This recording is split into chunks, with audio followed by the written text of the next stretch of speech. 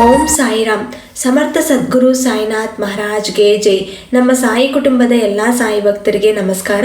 ಸಾಯಿ ಆಶೀರ್ವಾದ ಸದಾ ನಿಮ್ಮ ಮೇಲೆ ಇರಲಿ ಅಂತ ಬಾಬಾಗೆ ಬೇಡ್ಕೊಂತ ಇವತ್ತಿನ ವಿಡಿಯೋ ಶುರು ಮಾಡ್ತಾ ಇದ್ದೀನಿ. ಇವತ್ತಿನ ವಿಡಿಯೋದಲ್ಲಿ ಸಾಯಿ ಅಪ್ಪ ಏನು ಹೇಳ್ತಾ ಇದ್ದಾರೆ ಅಂದರೆ, ಸಾಯಿ ಸಂದೇಶವನ್ನು ತಂದಿದ್ದಾರೆ. ಇದು ತುಂಬ ಒಳ್ಳೆಯದು. ತಪ್ಪದೇ ಇವತ್ತು ನಾಯಿಗೆ ಇದೊಂದು ಕೊಡಿ, ನಿಮ್ಮ ಅದೃಷ್ಟ ಕಾಲ ಒಂದೇ ದಿನದಲ್ಲಿ ಬದಲಾವಣೆ ಆಗುತ್ತೆ ಅಂತ ಸಾಯಿಯಪ್ಪ ಒಳ್ಳೆಯ ಸಂದೇಶ ತಂದಿದ್ದಾರೆ ನಮ್ಮೆಲ್ಲರಿಗೋಸ್ಕರ. ತಪ್ಪದೇ ಇವತ್ತು ಎಲ್ಲರೂ ಕೂಡ ನಮ್ಮ ಮನೆ ಮುಂದೆ ಇರುವಂತ ನಾಯಿಗೆ ಇದೊಂದು ಚಿಕ್ಕ ಪದಾರ್ಥವನ್ನು ಕೊಟ್ಟು ನೋಡೋಣ. ಯಾಕಂದ್ರೆ ಸಾಯಿಯಪ್ಪ ಹೇಳ್ತಾ ಇದ್ದಾರೆ, ಅದೃಷ್ಟ ಕಾಲ ಆರಂಭವಾಗುತ್ತೆ, ನಮ್ಮ ಕಷ್ಟಗಳೆಲ್ಲ ದೂರ ಆಗುತ್ತೆ ಅಂತ ಸಾಯಿಯಪ್ಪ ಭರವಸೆ ಕೊಡ್ತಾ ಇದ್ದಾರೆ. ಎಲ್ಲರೂ ಈ ಚಿಕ್ಕ ಪರಿಹಾರವನ್ನು, ಈ ಚಿಕ್ಕ ಪ್ರಯತ್ನವನ್ನು ಎಲ್ಲರೂ ಕೂಡ ಮಾಡೋಣ. ಆಮೇಲೆ ನಾಳೆ ಗುರುವಾರ, ಈ ಗುರುವಾರ ದಿನ ಪ್ರತಿಯೊಬ್ಬರೂ ಕೂಡ ಸಾಯಿ ಮಂದಿರಕ್ಕೆ ಹೋಗಿ ನಮಸ್ಕಾರ ಮಾಡಿಕೊಂಡು ಮನೆಯಲ್ಲಿ ಕೂಡ ಅತಿ ಪ್ರೀತಿಯಿಂದ, ಭಕ್ತಿಯಿಂದ, ಶ್ರದ್ಧೆಯಿಂದ ಸಾಯಿಯಪ್ಪಗೆ ತುಂಬಾ ಜನ ಪೂಜೆ ಮಾಡ್ತಾರೆ. ಇವತ್ತು ಸಾಯಿಯಪ್ಪ ತಂದಿರುವಂಥ ಪರಿಹಾರ ತುಂಬ ಸುಲಭವಾಗಿ ಮಾಡ್ಕೋಬೋದು ನಿಮ್ಮ ಮನೆಯಲ್ಲಿ. ಯಾಕಂದರೆ ನಾಳೆ ಗುರುವಾರ ನಿಮ್ಮ ಮನೆಯಲ್ಲೇ ಕುತ್ಕೊಂಡು ಮಾಡೋ ಅಂಥದ್ದು ತುಂಬ ಚಿಕ್ಕ ಪರಿಹಾರ ಹೇಳ್ತೀನಿ. ಇದನ್ನು ಯಾರ್ಯಾರು ಮಾಡ್ತಾರೋ ಅಂಥವ್ರಿಗೆ ಅವ್ರ ಕಷ್ಟಗಳೆಲ್ಲ ಕೂಡ ದೂರ ಆಗಿ ಸಾಯಿ ಆಶೀರ್ವಾದ ಬೇಗ ಸಿಗುತ್ತೆ. ಅವರ ಅನುಗ್ರಹ ಇದ್ದರೆ ನೀವೇನೇ ಕೆಲಸ ಮಾಡಿದ್ರೂ ಕೂಡ ಖಂಡಿತ ಅದು ಸಕ್ಸಸ್ ಆಗುತ್ತೆ. ಒಬ್ಬರಿಗೆ ಟೈಮೇ ಸರಿ ಇಲ್ಲ ಅಂತ ಅನ್ಕೊಂತಾ ಇರ್ತಾರೆ. ಏನೇ ಕೆಲಸ ಸ್ಟಾರ್ಟ್ ಮಾಡಿದ್ರೂ ಕೂಡ ಅದು ಸಕ್ಸಸ್ ಆಗಲ್ಲ, ಅದು ಮಧ್ಯದಲ್ಲೇ ನಿಂತೋಗುತ್ತೆ. ಅಂಥವ್ರಿಗೆ ಕೂಡ ಈ ಪರಿಹಾರ ಮಾಡ್ಕೋಬೋದು ಮನೆಯಲ್ಲೇ.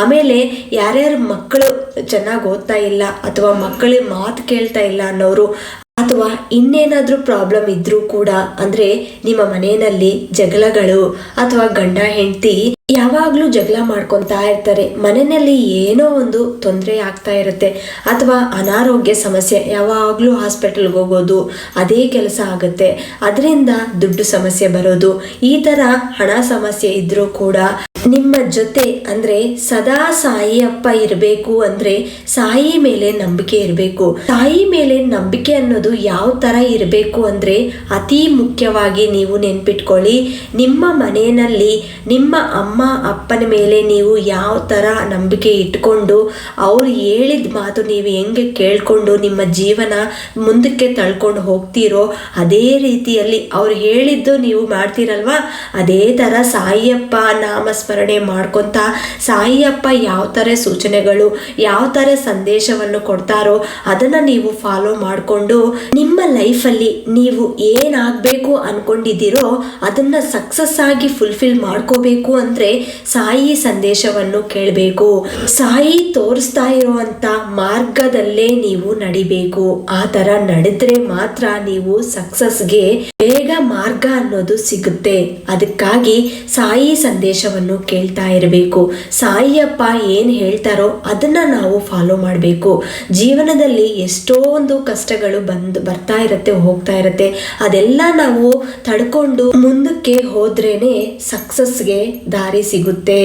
ಸಾಯಿಯಪ್ಪ ಯಾವಾಗ್ಲೂ ಹೇಳ್ತಾ ಇರ್ತಾರೆ, ನನ್ನ ಭಕ್ತರಿಗೆ ಬೇಕಾಗಿರೋದು ಎರಡೇ, ಒಂದು ಶ್ರದ್ಧೆ, ಇನ್ನೊಂದು ಸಬೋರಿ. ಈ ಎರಡೂ ಇದ್ರೆ ಕೂಡ ಜೀವನದಲ್ಲಿ ಅವರು ಸಕ್ಸಸ್ ಆಗ್ತಾರೆ. ನನ್ನನ್ನು ನಂಬಿಕೊಂಡ್ರೆ ಸಾಕು, ಅವರ ಕೈ ನಾನು ಬಿಡಲ್ಲ ಅಂತ ಸಾಯಿಯಪ್ಪ ಯಾವಾಗ್ಲೂ ಹೇಳ್ತಾರೆ. ನಿನ್ನ ಇಚ್ಛೆಗಳೆಲ್ಲ ದೂರ ಆಗಬೇಕು ಅಂದರೆ, ನಿನ್ನ ಕಷ್ಟ ದೂರ ಆಗಬೇಕು ಅಂದರೆ ಇವತ್ತು ಸಾಯಿಯಪ್ಪ ಹೇಳ್ತಿರೋ ಅಂತ ಸಂದೇಶವನ್ನು ತಪ್ಪದೆ ನಾಳೆ ಪ್ರಯತ್ನ ಮಾಡಿ. ಇವತ್ತು ಆಗಿಲ್ಲ ಅಂದರೆ ನಾಳೆ ಗುರುವಾರ ಒಳ್ಳೆಯ ದಿನ, ನಾಳೆ ನಿಮಗೆ ಖಂಡಿತ ಸಾಯಿಯಪ್ಪ ಯಾವುದೇ ಒಂದು ರೂಪದಲ್ಲಿ ಬಂದು ಅದನ್ನು ಸ್ವೀಕರಿಸುತ್ತಾರೆ. ಮೊದಲು ನೀವೇನು ಮಾಡಬೇಕು ಅಂದರೆ, ನಾಳೆ ಗುರುವಾರ ಬೆಳಿಗ್ಗೆ ನಾರ್ಮಲ್ ಆಗಿ ನೀವು ಯಾವ ಥರ ಬೆಳಿಗ್ಗೆ ಎದ್ದಿದ ತಕ್ಷಣ ಸ್ನಾನ ಮಾಡಿಕೊಂಡು ನಿಮ್ಮ ಕೆಲಸಗಳೆಲ್ಲ ಮಾಡಿಕೊಂಡು ಪೂಜೆಗೆ ಎಲ್ಲ ಪ್ರಾರಂಭ ಮಾಡ್ತೀರೋ ಅದೇ ತರ ಸಾಯಿಯಪ್ಪಗೆ ನಾಳೆ ಕೂಡ ರೆಡಿ ಮಾಡಿ. ಆಮೇಲೆ ಸಾಯಿಯಪ್ಪಗೋಸ್ಕರ ಒಂದು ನೈವೇದ್ಯವನ್ನು ಇಡ್ತೀರಲ್ವಾ, ನಿಮ್ಮ ಪೂಜಾ ಮನೆಯಲ್ಲಿ ನೈವೇದ್ಯವನ್ನು ಇಟ್ಟಿದ ನಂತರ, ಎಲ್ಲ ಪೂಜೆ ಎಲ್ಲ ಮುಗಿದ ನಂತರ ಸಾಯಿಯಪ್ಪಗೆ ನಾಮಸ್ಮರಣೆ ಮಾಡಿಕೊಂಡು ಸಂಕಲ್ಪ ಮಾಡಿಕೊಂಡು ನಾಯಿಗೋಸ್ಕರ ಹುಡುಕಿ. ನಿಮ್ಮ ಮನೆ ಹತ್ರ ನಾಯಿ ಇದ್ರೆ ಖಂಡಿತ ಅದು ಮುಂದಕ್ಕೆ ಹೋಗಿ ನೀವು ನೀವು ಈ ನೈವೇದ್ಯವನ್ನು ಅದಕ್ಕೆ ಕೊಡಬೇಕು. ಅಂದರೆ ಏನೂ ಇಲ್ಲ, ನಾನು ನೈವೇದ್ಯ ಇಡ್ತಾ ಇಲ್ಲ, ಸಾಯಿಯಪ್ಪಗೆ ಒಂದು ಸ್ವೀಟ್ ಸಕ್ಕರೆ ಇಟ್ಟಿದ್ದೀನಿ ಅಂದರೆ ಒಂದು ಬಿಸ್ಕೆಟ್ ಪಾಕೆಟ್, 10 ರೂಪಾಯಿ ಬಿಸ್ಕೆಟ್ ಪಾಕೆಟ್ ತಂದು ನಾಯಿಗೆ 1-2 ಬಿಸ್ಕೆಟ್ ಹಾಕಿ, ಆಯಿತು, ಅಷ್ಟೇ ಸಾಕು. ಸಾಯಿಯಪ್ಪ ಖಂಡಿತ ಸ್ವೀಕರಿಸುತ್ತಾರೆ. ನಿಮ್ಮ ಮನೆಯಲ್ಲಿ ಹಣ ಸಮಸ್ಯೆ ಇದ್ದರೆ ಬೇಗ ದೂರ ಆಗುತ್ತೆ. ನಾಯಿಗೆ ಈ ಥರ ಒಂದು 4 ವಾರ ಅಥವಾ 5 ವಾರ 9 ವಾರ ನೀವು ತಪ್ಪದೆ ಗುರುವಾರ ಆ ನಾಯಿ ಏನು ತಿನ್ನತ್ತೋ ನೀವು ನೋಡಿಕೊಂಡು ಆ ನೈವೇದ್ಯವನ್ನೇ ಇಡಬಹುದು. ನೀವು ಕೊಟ್ಟಿರೋ ಅಂಥ ನೈವೇದ್ಯವನ್ನು ತಿಂದಿಲ್ಲ ಅಂದರೆ ನೀವು ಇನ್ನೊಂದು ಕೆಲಸ ಮಾಡ್ಬೋದು.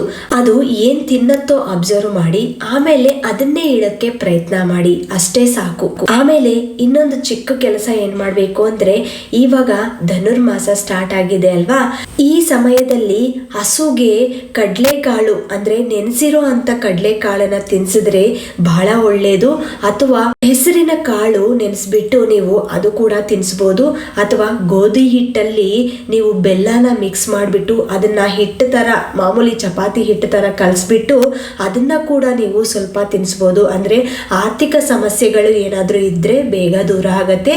ಆಮೇಲೆ ಮಕ್ಕಳು ಚೆನ್ನಾಗಿ ಓದಬೇಕು, ಅವರು ಫ್ಯೂಚರಲ್ಲಿ ಚೆನ್ನಾಗಿರ್ಬೇಕು, ಅವ್ರ ಕೆರಿಯರ್ ಚೆನ್ನಾಗಿರ್ಬೇಕು ಅಂದರೆ ಹಸುಗೆ ಗೋಧಿ ಹಿಟ್ಟು ಆಮೇಲೆ ಬೆಲ್ಲ ಕಲಸಿರೋ ಅಂಥದ್ದು ಆ ಹಿಟ್ಟನ್ನ ನೀವು ತಿನ್ನಿಸ್ಬೋದು. ಈ ಥರ ಒಂದು 5 ಗುರುವಾರ ಪ್ರಯತ್ನ ಮಾಡಿ, ನಿಮ್ಮ ಸಮಸ್ಯೆಗಳೆಲ್ಲ ಕೂಡ ದೂರ ಆಗತ್ತೆ, ನಿಮ್ಮ ಕಷ್ಟ ಎಲ್ಲ ಕೂಡ ಪರಿಹಾರ ಸಿಗುತ್ತೆ. ಸಾಯಿಯಪ್ಪ ಆಶೀರ್ವಾದದಿಂದ ನೀವು ಒಳ್ಳೆಯ ಮನಸ್ಸಿಂದ ಪ್ರಯತ್ನ ಮಾಡಿ, ತಪ್ಪದೆ ನಿಮಗೆ 100% ರಿಸಲ್ಟ್ ಅನ್ನೋದು ಸಿಗುತ್ತೆ.